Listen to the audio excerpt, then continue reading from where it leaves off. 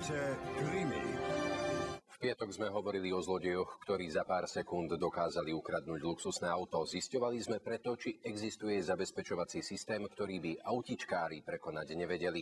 Rozprávali sme sa s mužom, ktorý takéto systémy vymýšľa.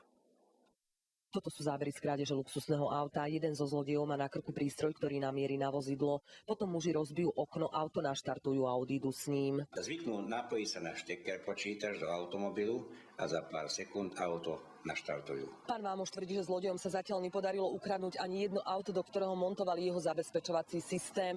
On sám ho vymýšľal dlhé roky. Iba 20 rokov.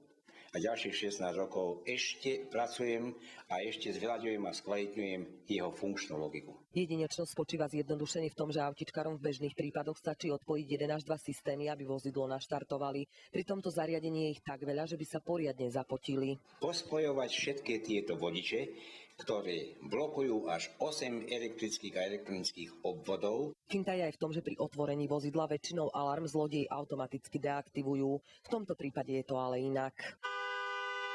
Prúdový odber je 0 a opačne sa spá ako všetky alarmy na svete, že zlodej sám pri otvorení vozidla púšťa alarm. U vynálezcu sme zisťovali aj to, na čo si dávať pozor pri kúpe zabezpečovacieho systému. Si dá zabezpečovací systém kusovej výroby, nie hromadnej. Nech sleduje štatistiky krádeže. Novinkou, ktorú muž momentálne testuje, je aj tzv. Protiúnosový systém. Slúži na to, ak by chcel niekto ukradnúť naštartované auto alebo vodiča z neho vyhodí.